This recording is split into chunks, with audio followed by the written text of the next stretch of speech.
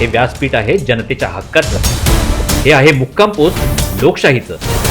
हा आहे सागर कट्टा, जिथून उमेदवार करतील जनतेला आवाहन. उमेदवारांची उत्तर असतील सरळ, कारण जनता विचारेल प्रश्न बेधडक. हे आहे मुक्काम पोस्ट बेधडक. नमस्कार, मी फक्त 2 विषय तुमच्या समोर मांडणार आहे. एखाद्या खात्याचा नियम हा शासन ज्या वेळेला घेतं त्यावेळेला तो संपूर्ण राज्यासाठी लागू पडतो, बरोबर आहे.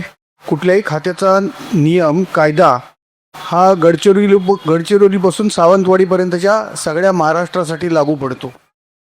आता आपल्या महाराष्ट्रामध्ये एक 100-150 किलोमीटर 200 किलोमीटर कुठल्याही दिशेने प्रवास केलात की तिथलं हवामान बदलतं, तिथला पाऊस बदलतो, तिथली सगळी रचना बदलते. आपल्या घाटाच्या पलीकडे गेल्यानंतर बरंचसं साम्य तिकडच्या भागामध्ये आहे, पण घाटाच्या खाली आल्यानंतर कोकणामधली ही नैसर्गिक परिस्थिती ही एकदम निराळी आहे. विदर्भासारख्या ठिकाणी अगदी थोडा पाऊस पडतो, मराठवाड्यामध्ये थोडा पाऊस कधी कधी पडत. आता अलीकडे तो विचित्र पडायला लागलाय ते सोडा, पण अदरवाईज मराठवाडा आणि या जिल्ह्यातले हे पावसापासून वंचितच असतात.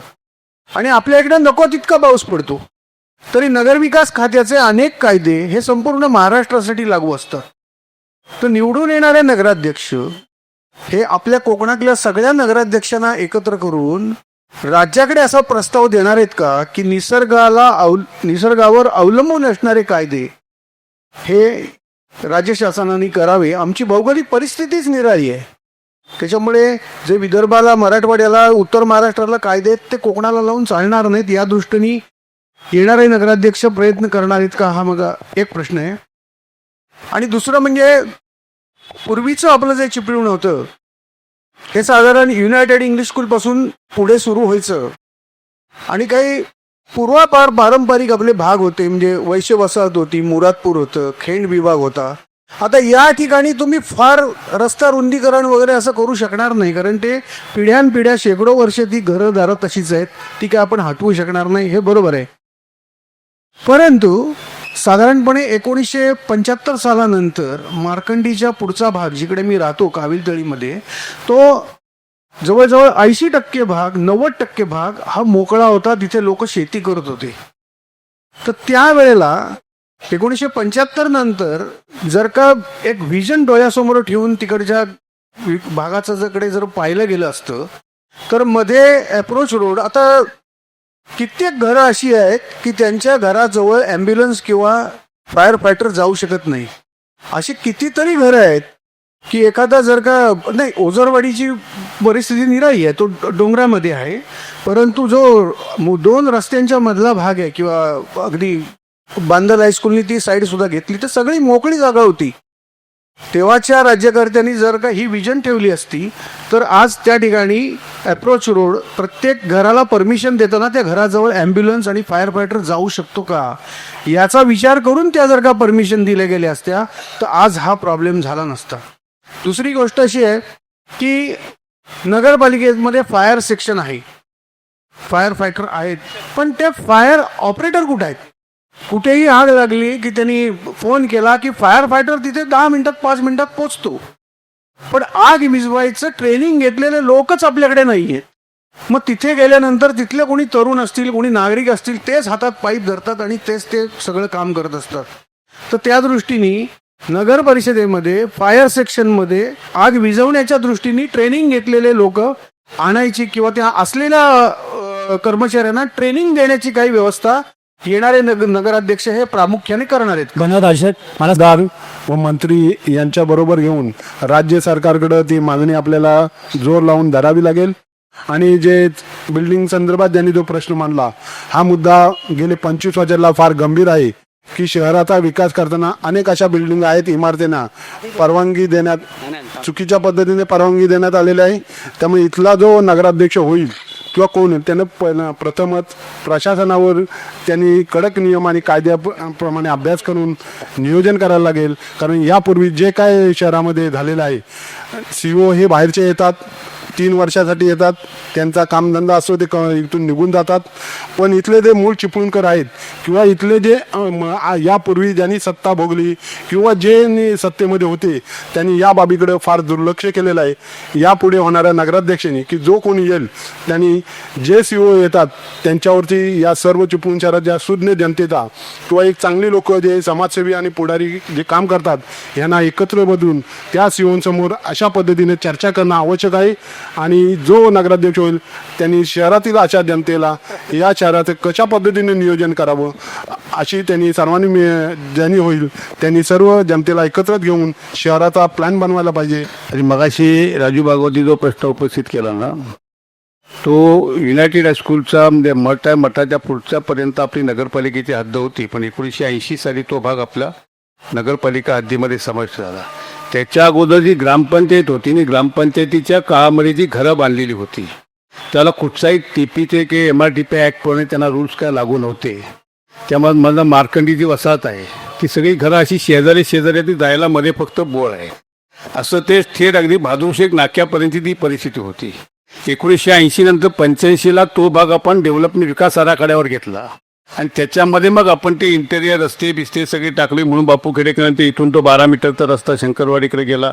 नंतर मग तुमचं बांधल हायस्कूलचे इकडचे रस्ते ही नंतरची डेव्हलपमेंट सगळी आले. मग अशी लियाकरबा म्हटले की बा नंतरच्या ह्यानी कमी लक्ष दिलं नाही, ते लक्ष अत्यंत बारकाईनं होतं म्हणून ते पुढच्या डेव्हलपमेंट झाल्या त्या नगरपालिकेत आल्यानंतर झाल्या त्या रस्त्याच्या सुविधा त्यावेळेला झाल्या. पण जुनी घरं जी आहेत ती जुनी घरं तोडून काय आपल्याला त्या ठिकाणी रस्ते करता येत नाहीत आणि ते दिलं तर त्यांच्याला दुसरी जमीन राहत नाही घरासाठी. आणि घरासह कॉम्पेन्सेशन देणं हे नगरपालिकेला परवडणारं नाही. म्हणून तेवढा काही भाग त्या रस्त्यावर राहिला असेल पण बाकी ठिकाणी रस्ते झालेतच ना. नमस्कार. मी एक सामान्य नागरिक म्हणून इथे आलो. मी काय राजकारणी नव्हे किंवा कुठल्याही पक्षाचा कार्यकर्ता नव्हे. आज व्यासपीठावर असलेले सगळेजण हे नगराध्यक्षच आहेत आणि ते निवडी येतील अशी मी त्यांना शुभेच्छा देतो. फक्त सामान्य नागरिकाची चिपळूणच्या नागरिकांची अशी अपेक्षा की नगराध्यक्ष कसा असावा तर तो किमान काही गोष्टी डॉक्युमेंट्स ज्याला वाचता येतील ज्याच्यावर अभ्यास करता येईल असा असला पाहिजे आणि त्याचं समंजस आणि सगळ्यांना घेऊन जाणार असावा. नागरिकांचे प्रश्न त्यांनी हाताळले पाहिजेत, फोन उचलणारा पाहिजे म्हणजे. आणि दुसरं असं की तो पोट भरलेला असावा कारण आजकाल टक्केवारीचं युग आहे सरळ बोलायचं झालं तर. आणि या टक्केवारीच्या युगामध्ये कुठले टक्के न वाढता फक्त 12% भागीदारक्या सोबत घेऊन द्यावा असावा.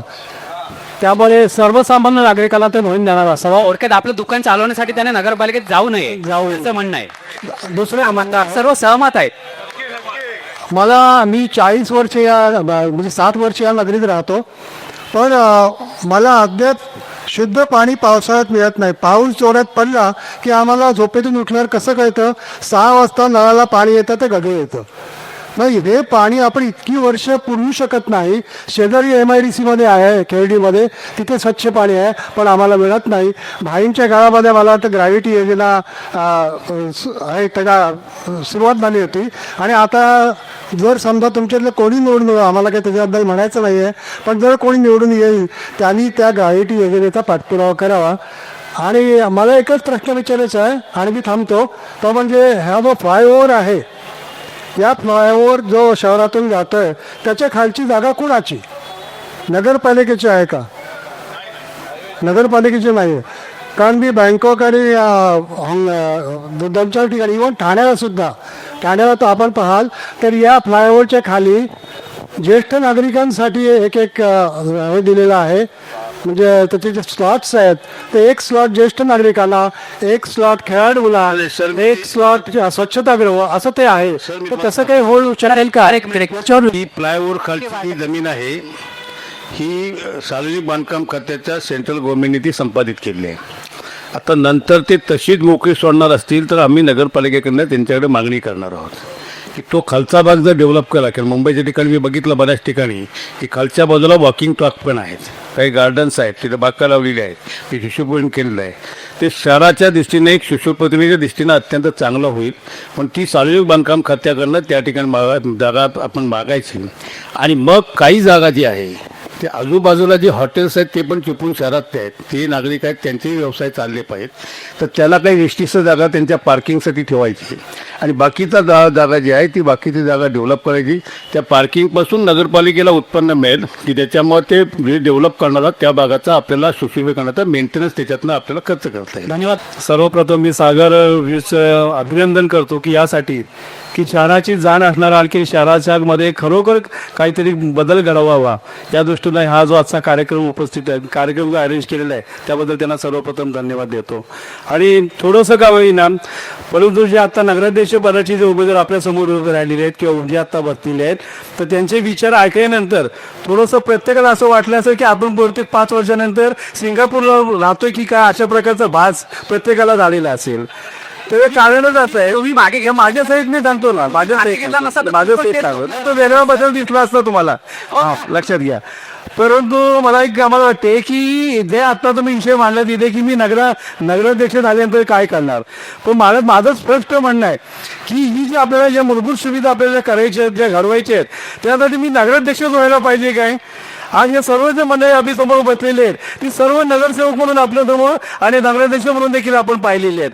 पण त्यावेळेला त्यांनी हे जर विजन मानलं असतं जे हक्क मानतात ते, तर निश्चितपणानं आजचे जे प्रश्न आहेत ते आपल्याला भेडसावले नसते, किंबहुना आपल्याला या इथे थोड्याशा प्रमाणामध्ये आपल्याला ती गरज आज आपल्याला कमी लागली असती. आपला प्रश्न माझा असाच आहे की पूर्वीला आपण 50 वर्षाच्या मागे गेलो तर साधारणपणे 35 ते 40% नागरी वस्ती ग्रामीण वस्ती असायची, नागरी वस्ती असायची आणि त्याच्यामध्ये शहरी भाग हा 30 ते 40% झाला जायचा आणि ग्रामीण भाग हा 60% ते 70% झाला जायचा.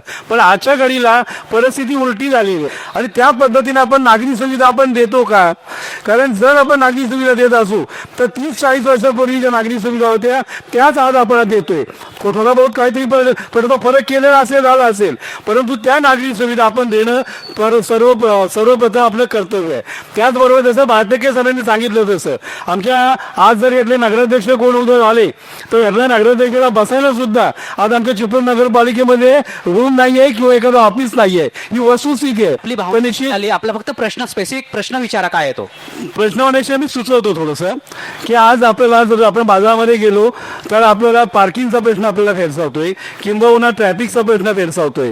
ज्यावेळेला मी नगरसेवक होतो त्यावेळेला मी ज्यावेळेला आता जे बापू अण्णासाहेब खेडेकर क्रीडा संकुल झालं तिथे त्यावेळेला मी माझं मत मांडलं होतं की तिथे पे अँड पार्कसाठी एक 2-3 मजलीची इमारत असावी, म्हणजे चिपळूण शहरामध्ये जे बाहेरून येणारी जी वाहनं आहेत ती जर तिथे लागली तर आपल्याला चिपळूण शहरामध्ये आपल्याला काय ते खारबरा आखून परत येता येईल.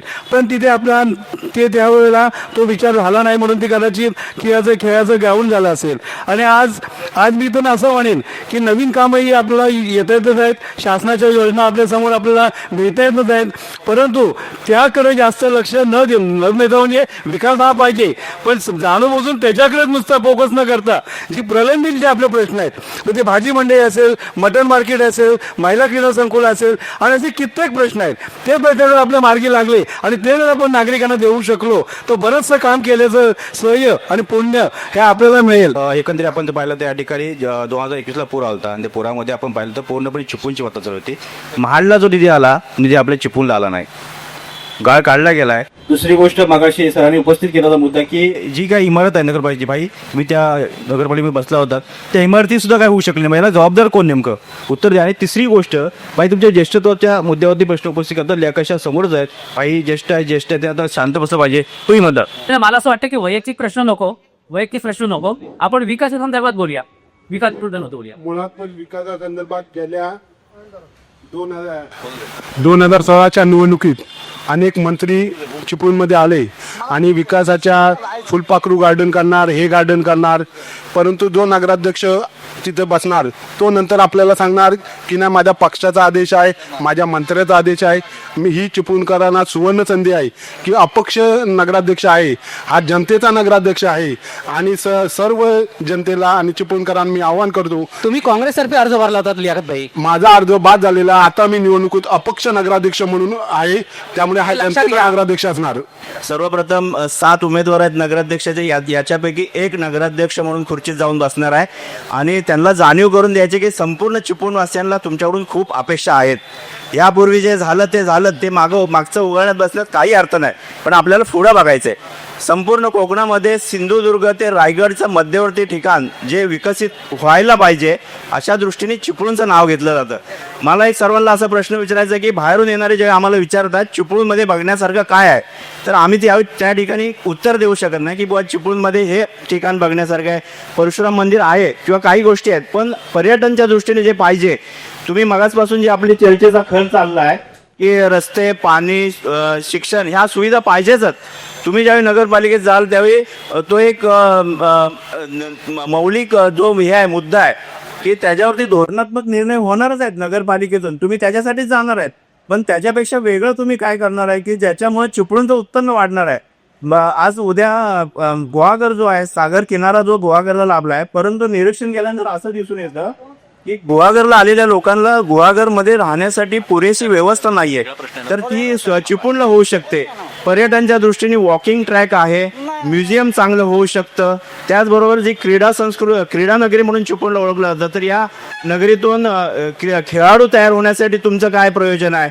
परत पश्चिम महाराष्ट्रामध्ये जर आपण गेलो, त्यांच्याकडून घेण्यासारखं असं आहे की तिथून प्रशासकीय अधिकाऱ्यांची एक प्रकारे खाण आहे, आपल्याकडे त्या पद्धतीने काहीच वातावरण नाही आहे। तुम्ही जर या पारंपरिक विषयांवरती इथून पुढे देखील तसाच वेळ घालवणार असाल तर चिपळूणचा खरा विकास होणार कधी?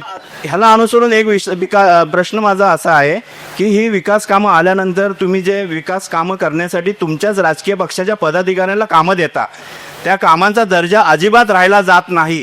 मग त्या पदाधिकाऱ्यांना जा विचारणार कोण? ज्यावेळी आम्ही तुम्हाला विचारतो त्यावेळी ते तुमचे पदाधिकारी तुमचे प्रचार करणारे असतात, तर तुम्ही त्याला एक क्रायटेरिया ठेवा, जे कामांचा दर्जा राहील अशा लोकांनाच कामं द्या।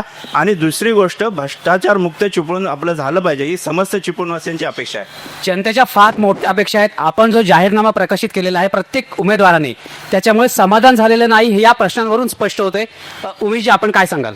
सुंदर मुद्दा आहे खरा हा, पण तसं आपल्या भाऊने हा प्रश्न विचारला त्या संदर्भात त्याला जोडूनच तो प्रश्नाचं उत्तर आहे की आपला जो निधी येतो त्या निधीमध्ये एवढंच होतं। पुन्हा एकदा वारंवार सांगतो, जेव्हा आपले राज्यातले आणि केंद्रातले सत्तेचा जेव्हा आपल्याला जर का जो निधी येईल तेव्हा तुमच्या मनातलं सिंगापूर कांद्यात तर कुठेही अपयश येणार नाही बसणाऱ्या नगराध्यक्षाला।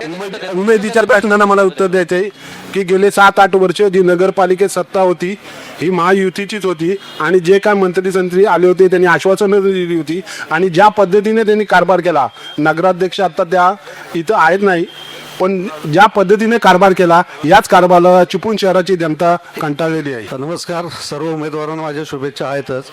जो नगराध्यक्षपदी निवडून येईल त्याच्याकडून एक सूचना त्यांच्यासाठी आहे की त्या पदावर बसल्यानंतर आपापले पदाधिकारी किंवा कार्यकर्ते यांचा सल्ला न घेता नगर विकास आणि नगर नियोजन यातले जे तज्ज्ञ आहेत किंवा इतर अन्य क्षेत्रातले तज्ज्ञ आहेत त्यांचा एखादा पॅनल तयार करावा आणि त्यांच्या सल्ल्याने काही गोष्टी जर विकासाच्या केल्या तर अधिक सोयीस्कर ठरेल। बोला। आता नगरपालिकेने स्मशानभूमीमध्ये विद्युत दाहिनी बांधलेली आहे, ती चालू कधी करणार? गॅस दाहिनी, आणि तिथे 2021 पासून पत्रावर केलेलं आहे, आधी तिथे शौचालय नाही, पिण्याचं पाणी नाही, येणारा पुण्यावरनं मुंबईवरणाचे त्याचे हाल होतात, त्याचं काय करणार?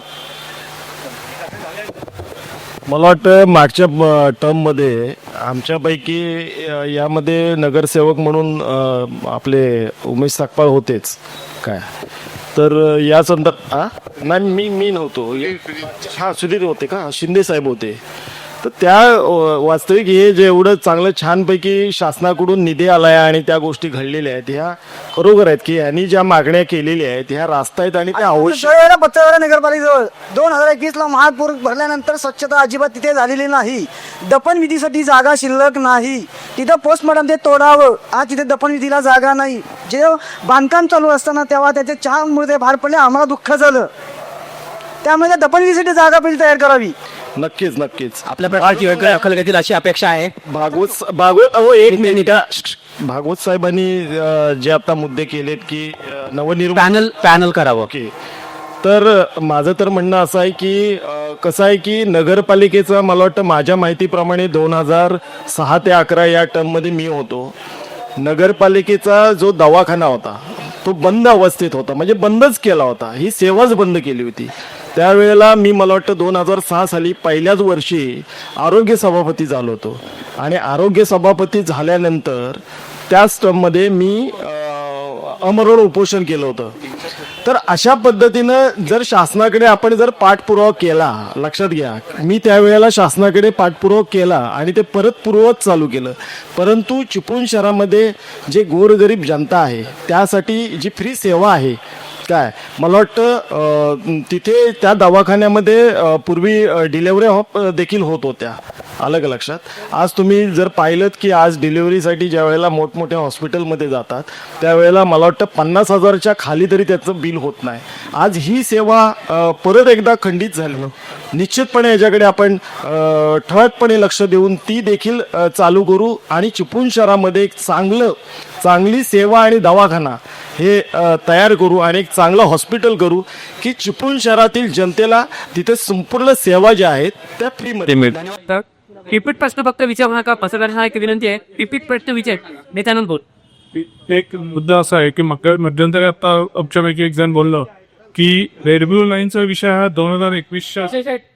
2021च्या निवडणुकीनंतर आला असं नाहीये. 2021च्या मे मध्ये आत्ताच्या विद्यमान बॉडीने तो एकमताने ठराव मंजूर केला असं आपल्या विधिवृत्तात आहे. हे वस्तुस्थिती आहे. मग आज तुम्ही तेच मुद्दे घेऊन लोकांना मिसगाईड का करता? मुद्दा नंबर 1.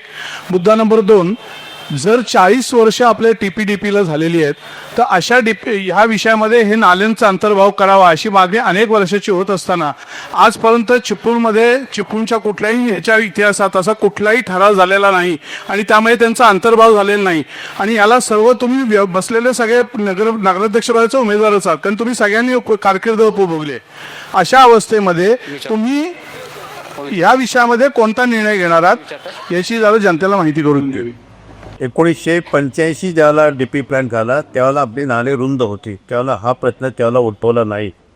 पण नंतर ज्यावेळेला लोक प्रायव्हेट असल्यापोटी एन्क्रोचमेंट करायला लागली, नाले अरुंद व्हायला, त्यावेळेला त्या ठिकाणी ते DP प्लॅनवर असावा असं मी नगरपालिकेला सूचित केलं होतं. कारण त्यावेळेला मी नगरपालिकेमध्ये नव्हतो, पण गेले 25 वर्ष मी नगरपालिकेमध्ये माझा प्रत्यक्ष सहभाग नाही. तर नगरपालिकेचे दवाखाने शासनानं बंद केले आणि त्याच्याऐवजी आपली जी जुनी धर्मशाळा होती बाळकर्माच्या समोरची त्या ठिकाणी तो शासनानं दवाखाना सुरू केला आहे शहरासाठी. तर म्हणलं आणि कॉटेज हॉस्पिटल लांब पडतं त्यामुळे एक मग पहिल्याच वेळेला जेव्हा DP आला तेव्हा तुम्ही सत्तेत होते. मुद्दा नंबर 1. मग त्याच वेळेला हा DP आला, त्याच वेळेला तो ठराव करून तुम्ही त्याच वेळेला 80-85च्या आसपास आपण शासनाकडे का नाही पाठवला? त्याला आता नाही, नाले रुंद होते मला पण माहिती आहे. तुमच्या घरात जुन्या घराच्या मागचा नाला पण रुंद होता, तो आता एन्क्रोचमेंट झाला. ही वस्तुस्थिती आहे. बरोबर. माझं म्हणणं असं आहे की त्यावेळेला ते नाले होते आणि आता नवीन DP मध्ये तर नाही असं झालंय का? तर तसं नाही.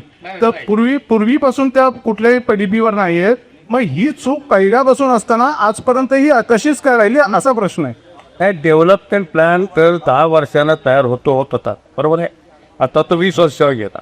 तर 10 वर्षांना तयार होताना ज्या ज्या गोष्टीची शहराला आवश्यकता भासते त्या प्रमाणे नगरपालिकेनं त्याच्यावर आराखड्यानं ठीक करायचं. त्यावेळेला तशी आवश्यकता वाटली नाही की बाबा त्या नाल्यावर रिझर्वेशन टाकावं. आज ते गव्हर्नर वाटते की नाल्यावर रिझर्वेशन टाकलं पाहिजे म्हणजे ते आणखी अरुंद होऊन शहरामध्ये पाण्याचा दुपा येणार. तर माझं याच्यावर म्हणणं असं की जाहीरनामामध्ये अशी काही जाहीरनामे मी वाचते त्याच्यामध्ये अगदी मगाशी म्हटलं तर अख्खं नगरपालिकेचं बजेट एकेका वॉर्डामध्ये जाईल अशा पद्धतीचे सगळे जाहीरनामे आहेत. त्यापेक्षा मागे कुणी काय केलं आणि हे उघडत पटल्यापेक्षा पुढे काय करायचं असेल तर ह्याचा विकास प्रामुख्याने आपण केला पाहिजे. मागे कुणी चुका केल्या या शोधण्यापेक्षा त्या चुकांचे दुरुस्ती आपल्याला कशी करतायत हे बघितलं पाहिजे. नागरिकांची रास्त अपेक्षा आहे की हे पारदर्शक सरकार आलं पाहिजे. त्या ठिकाणी सत्ता त्या पारदर्शक बरोबर कुठेही भ्रष्टाचार होता नाही, सगळी टक्केवारी असेल ती थांबली पाहिजे. आज 33% बिलो टेंडर्स भरली जातात, पण 33% बिलोमध्ये आम्ही काय करायचं? आमचे एस्टिमेट करणारे इंजिनियर चुकीचं करतात की कॉन्ट्रॅक्टर असतात ते चुकीचं करतात. म्हणजे कुठेतरी इंजिनियर त्या कॉन्ट्रॅक्टरचा सातरोटा असल्याशिवाय 33% बिलोनं कामं परवडणारच नाही आहेत. पण 33% बिलोमध्ये एस्टिमेटेड जवळजवळ 50%वर आहे. म्हणजे ह्याचं संशोधन ते निश्चितपणे नवीन येणाऱ्या लोकांनी केलं पाहिजे आणि ते सुधारलं पाहिजे. आणि ते सुधारलं तरच नगरपालिकेचा कारभार पारदर्शक होऊ शकतो. नगरपालिका इलेक्शनच्या ह्याच्यात शासकीय निधी मिळवणं आणि नगरपालिकेचं उत्पन्न वाढवणं 2016 पर्यंतचा नगरपालिकेचा जो उत्पन्नाचे आकडे आहेत आणि 2016ला नवीन बॉडी अस्तित्वात आल्यानंतरचे जे उत्पन्नाचे आकडे आहेत याच्यात जमीन आसमानाचा फरक आहे की 2016ला ज्यावेळी आणि 17 चालू असताना नवीन बॉडी अस्तित्वात आली त्यावेळी 23 कोटी उत्पन्न आणि 43 कोटीचं बजेट होतं. पण मी मुद्दामून इथे सगळ्यांच्या लक्षात आणून देतो की 2017ला ज्यावेळी बजेट झालं त्यावेळी तेच उत्पन्न 43 कोटीचं होतं आणि बजेट 100 कोटीचं झालं होतं. हा मोठा जर्क 2016-17मध्ये पहिल्यांदा मिळाला. माझा प्रश्न हा आहे की नगरपालिकेत विकास कामं करत असताना शासकीय निधी मिळवण्याची स्पर्धा याच्या आधी कधीही का झाली नाही. कारण आजचा जो विषय आहे की ज्यावेळी 21ला ही बॉडी बाहेर पडली त्यावेळी हेच उत्पन्न 59 कोटी आणि बजेट जवळजवळ 165 कोटीपर्यंत गेलं होतं. याचा अर्थ 16 पासून 21 पर्यंत कंटिन्यू नगरपालिकेचं आर्थिक उत्पन्न वाढत. या पद्धतीची ग्रोथ 2016 पूर्वी झालेली दिसत नाही आणि याचं खरं कारण असं आहे की त्या काळात झालेल्या प्रत्येक कामात शासकीय निधी स्वीकारला गेला. याच्या आधी जे होत होतं की आमदार एका पक्षाचा नगरपालिका दुसऱ्या पक्षाकडे आणि त्यामुळे किती कोणी म्हणाला आम्ही सगळ्यांचा निधी घेऊ तरी कोणी कोणाचा निधी घेतला नाही आणि कोणी कोणाला निधी दिला नाही ही वस्तुस्थिती नागरिकांच्या दृष्टीने खरी ठरते. दुसरी गोष्ट अशी आहे की काही लाख रुपयाचे विकास काम करायला काही लाख रुपयाचं विकास काम करायला आता मटन मार्केटची इमारत बोलायचं झालं ना तर त्याचं गिनीज बुकात नोंद व्हायला पाहिजे. 2006 साली जिचं भूमिपूजन झालं आज 2025 झाली तरी ती बिल्डिंग पुरी झालेली नाही. काही लाखांचं काम आहे फक्त. अशा ज्या गोष्टी आहेत या जाणीवपूर्वक केल्या जातात असं आता वाटण्यासारखी स्थिती आहे. दुसरी गोष्ट की जर का पाणी योजना बाईने आत्ता सांगितली की मी मंजूर करून घेतली मग हेही सांगितलं पाहिजे की 8.5 कोटीची योजना का स्वीकारायला लागली. कारण 8.5 कोटीची योजनेची मंजुरी 2001 ते 6च्या बॉडीत झाली आहे. मग 8.5 कोटीची योजना प्रत्यक्षात मंजूर झाली त्याच्यातनं कुठच्याही शहरातला पाणी प्रश्न सुटला नाही आणि लगेच 2006 नंतर ग्रॅव्हिटीची पाणी योजना फक्त बाईने एक काम खूप चांगलं केली की कोळकेवाडी धरणात चिपळूण शहरासाठीचा पाणी साठा रिझर्व करायचा करार बाईंनी केला. हे 100% खरं आहे. जर रिझर्व पाणी कोटा या शहरासाठी आहे तर ग्रॅव्हिटी पाणी योजना ही होणं अत्यंतिक गरजेचं आहे. म्हणून ती पुढे त्याच्यानंतर रेटून त्याच्यासाठी जास्त मोठ्या प्रमाणावर प्रयत्न झाले. हे विषय आहेत की एखाद्या गोष्टीला किती वेळ लागतो. एखादा ठेकेदार खराब काम करतो. आत्ता मगाशी ते म्हणाले की ठेकेदार बिलोत जाऊन कामं करतात पण ठेकेदार बिलोत जाऊन काम करतो त्यावेळी सत्ताधारी पक्षाचाच सदस्य ठराव करून ते कमी दराचं काम मंजूर करून घेत असतो. एकही असं उदाहरण चिपळूण नगरपालिकेत नाही की अचानक बिलो केलाय म्हणून त्या कामाची फेरनिविदा काढूया असा नगरपालिकेने ठराव केलाय. या विषयात तेवढंच जबाबदार हे त्या वेळेचे सत्तेत असणारे किंवा बॉडीत असणारे नगरसेवक हे राहतात असं मला स्वतःला वाटतं. की ह्यांनी आता जे सांगितलं की कोळकेवाडी डॅम मधलं पाणी शहरासाठी रिझर्व करून घेतलं भाईनी. माझं मत याबद्दल निराळं आहे. ज्या वेळेला ह्याच्यासाठी आता सगळे नगराध्यक्षाचे उमेदवार बसलेत. आज मला इथे प्रामुख्याने बोरटे वहिनींची आठवण येते. अतिशय कर्तबगार एक स्त्री आपल्या शहरातली होती आणि त्यांनी ह्या पाणी योजनेच्या संदर्भात मला प्रचंड मदत केली होती. हे आज ते हयात नसताना सुद्धा त्यांच्या मागे मला बोललंच पाहिजे. ह्याचं सगळं फाउंडेशन बुरटेवाहिनी आणि मी दोघांनी केलेलं आहे. दुसरी गोष्ट कोळकेवाडी डॅम ज्या वेळेला बांधलं त्यावेळेला ह्या धरणातलं 5% पाणी धरणाच्या पुढच्या जनतेला द्यायचं आहे असं त्यावेळेला करार झालेला आहे. त्यावेळेला ज्या वेळेला मंत्रालयामध्ये ही बैठक झाली माननीय अजितदादांच्या समोर त्यावेळेला MSEBचे मेहता म्हणून सचिव होते त्यांनी याला विरोध केला आणि ते म्हणाले आम्ही कोयनेचं पाणी पोपलीला आणतो पोपलीचं पाणी कोळकेवाडीला आणतो ते विजेसाठी आहे तुम्हाला देणार नाही. तेव्हा मी त्यांना म्हटलं आम्ही तुम्हाला पोपलीचं पाणी मागत नाही आहे. कोळकेवाडी डॅमच्या मागे जो पाऊस पडतो त्याचं पाणी त्या डॅममध्ये येतं ते पाणी आम्ही तुमच्याकडे मागतोय. बरंच अर्धा पाऊण तास आमची जोरात जागी होती. तर हे रिझर्व केलेलं नाही आहे. हे डॅम बांधलं त्यावेळेला शासनाचा करार आहे की पुढच्या जनतेला 5% पिण्यासाठी पाणी द्यायचं आहे. राजू कसं आहे की जनतेसमोर बोलताना आपण जबाबदारीनं बोललं पाहिजे. मला का वाद घालायचा नाही. एक वाद घालायचा नाही. वाद घालायचा नाही. ती वस्तुस्थिती आहे ती यायला पाहिजे. ग्रॅव्हिटी पाणी योजना मंजूर झाली ती फाईल आपण बघा त्याच्यामध्ये पत्र कोणाचे ते बघा त्याच्यावर त्या प्रोसिडिंग केलं ते प्रोसिडिंग बघा. तटकरे अजित पवार यांच्याबरोबर झालेल्या माझ्या बैठका ज्या 8 गावांना पाणी होतं ग्रॅव्हिटीची आणली त्याच वेळेला त्याच्यानंतर महिन्यात 1.5 महिन्यामध्ये मी शहराची मंजूर करून आणली. उगाच खोटं काहीतरी सांगू नका.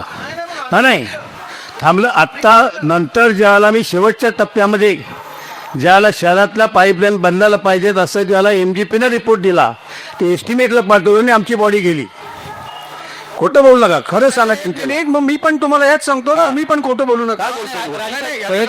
काय त्याला वाद करायचा नाही. मी खोटं ते बोलताना तुम्ही जबाबदारी बोला. त्या ठिकाणी फाईल आहे, त्या फाईल मध्ये माझी पत्र आहे. मी अत्यंत पद्धतीने बोलतोय. तुम्ही पण मला खोटं काढून बोलायचं आणि काय करायचं. नगर परिषदेचा एक मत होता आणि आमच्यावरती जबाबदारी. तुम्ही मला या बाबतीत काय बोलायचं नाही आणि अशांवरती चर्चाही करणार असेल. तुम्ही म्हणाल ते गेला विकास आहे का चर्चा करा. आणि मी खोटं बोलत थांबवतोय राजा तुम्हाला हो साळवी साहेब आपला साळवी साहेब त्या टर्म मध्ये मी नगरसेवक होतो. स्वीकृत नगरसेवक म्हणून राजू भागवत होते. अध्यक्षा बुटे मॅडम होत्या. त्यावेळेला त्याची खरी सुरुवात झाली ग्रॅव्हिटी पाणी योजनेची, लक्षात घ्या. आणि त्याचा पाठपुरावा आम्ही सगळे स्वतः बुलटे मॅडम, राजू शेठ आणि आम्ही शासन दरबारी फेरा मारून त्याचा पाठपुरावा करत होतो. आज जे या ठिकाणी सगळं आम्ही ऐकतोय तर हेच त्या नगरपालिकेच्या काउन्सिलमध्ये होतं. म्हणून आपल्याकडे विकास कामं व्हायला थोडासा उशीर होतो आणि झाली नाहीत असं म्हणायला काय हरकत नाही. पण काही महत्त्वाचे जे त्या ठिकाणी मुद्दे होते ते मुद्दे होते नित्यानंद भागवत यांनी मांडले होते, जयंत जाधव यांनी मांडले होते. काय ते अत्यंत बेसिक मुद्दे आहेत. त्यातला महत्त्वाचा विषय जो 2006 म्हणजे पाणी योजना असेल किंवा विकास आराखडा असेल, तो 6 ते 11 या बॉडीमध्ये सुरुवात झाली त्याची. 6 पासून 11 पर्यंत जे आहे त्यामध्ये डेव्हलपमेंट प्लॅन DPR नव्हे DP बनवण्याचा, डेव्हलपमेंट प्लॅन बनवण्याचा सुरुवात जी झाली त्यात बुर्टीबाई होत्या. त्यांनी नवीन बनवण्याचा जो काय विषय मांडला आणि त्याला 2 वर्षाची मुदत होती. म्हणजे 2 वर्षात तो त्यांनी करायचा होता. त्यातला एक्झिस्टिंग लँड यूज मॅप हा त्यातला महत्त्वाचा भाग येतो. आणि त्या एक्झिस्टिंग लँड यूज मॅपचा महत्त्वाचा विषय असा असतो की यापूर्वी जे वापरला जायचा तो भूमी अभिलेखच्या नकाशांप्रमाणे, म्हणून त्याच्यावर घरं कुठे आहेत, नाले कुठे आहेत हे दिसत नव्हते. म्हणून आम्ही आग्रही होतो की तो सॅटेलाइटद्वारे मॅपिंग करून जशी घरं आहेत जशी दिसतात तर तो करण्यासाठी म्हणून आम्ही आग्रही होतो. म्हणून थोडा तो उशीर झाला. त्याच्यासाठी एक एजन्सी नेमण्यात आली. त्या एजन्सीकडून तो एक्झिस्टिंग लँड यूज मॅप तयार केला गेला. त्याच्यासोबत घरपट्टी बसवण्याकरताचं सॉफ्टवेअरही घेण्यात आलं आणि तो टोटल सॉफ्टवेअर आणि वापरण्याची यंत्रणा नगरपालिकेमध्ये अस्तित्वात आलेली 11 नंतर जे ह्याच्यात तो लॅपटॉप आणि सगळं चोरीलाच केलं. ते नंतर आलंच नाही, कोणाला माहितीच नाही 11 नंतर. ते मला माहिती नाही कारण मी नव्हतो तेव्हा नगरसेवक 11 ते 16. परंतु दुसरी गोष्ट जे जयंत जाधवांनी जो मांडला मुद्दा, त्याच्यामध्ये आमच्या मूळ जमीन मालकांना काय हा जो काय विषय झाला त्याविषयी एखादं झोन आपल्या या DPमध्ये UDCPRच्या अंतर्गत, या UDCPR म्हणजे जो शासनाने नवीन काढलाय त्याच्या अंतर्गत एखादा झोन तयार करता येतो की ज्याला FSI देण्यात येतो म्हणूनचा जो निर्णय झाला आहे. म्हणजे ज्या आरक्षणं आहेत ती आरक्षणं विकसित करत असताना आपल्याकडे पैसे नाहीत त्यांना द्यायला, तर मग ते पैशाच्या ऐवजी त्याला FSI द्यायचा. परंतु ते FSIच्या ऐवजी तिथे TDR ट्रान्सफरेबल या गोष्टी देता येतात. पण तो कुठे वापरायचा याच्यासाठी आरक्षित करणं जागा ही नगर परिषदेने ठरवली पाहिजे. आणि तो एरिया त्या ठिकाणी जर ठेवला तर हायराईज बिल्डिंग बांधून तो सगळा FSI त्या ठिकाणी वापरायला देता येऊ शकतो. अशा प्रकारचा शासनाने नियम केलेला आहे. परंतु आमच्याकडे जे नगर रचनाकार म्हणून या ठिकाणी जे येतात ADDP येतात त्यांना या बाबतीतली काडी मात्र माहिती नसते. म्हणून तो या ठिकाणी विषय थांबलेला आहे. एक महिला प्रतिनिधी. महिलांच्या सुरक्षेच्या दृष्टीने महिलांसाठी एक वसतिगृह व्हावं शासनातर्फे ही कळकळीची विनंती आहे. 6 उमेदवार आपल्या पुढे आहेत. 6ही उमेदवारांना आपण सुज्ञ नागरिक त्यांना शुभेच्छा देणारच आहोत. पण जो येणारा नगराध्यक्ष असेल तो सुज्ञ असेल, लोकशाही मूल्य तत्वांचं जतन करणारा असेल आणि कालच संविधान दिन झाला तर त्या संविधानाच्या मूल्यांना घेऊन जाणारे असेल आणि तो लोकाभिमुख असेल. लोकांची कामं आणि जनतेचा ज्या आता मगाशी बापू म्हणाले तो एक प्रमुख ज्वलंत प्रश्न आहे की आरक्षणाच्या बाबतीत आणि ते बिचारे कोणी असतील त्यांना याचं मूल्य नक्कीच मिळावं एवढी मी विनंती करते. आणि एक चांगला कार्यक्रम आज आपल्याला इथे पाहायला मिळाला त्याबद्दल सुनीलजी आणि सागर परिवाराला मी धन्यवाद देते. जय हिंद, जय महाराष्ट्र. जो महिलांसाठी विषय काढला खरोखर स्वागतार्ह आहे आणि चांगला मुद्दा आहे. नमस्कार. सगळ्यात आधी सगळ्यांना शुभेच्छा. आणि एक कलाकार म्हणून माझा प्रश्न आहे की तुम्ही सगळेजण वेगवेगळ्या विषयांवर चर्चा करताय.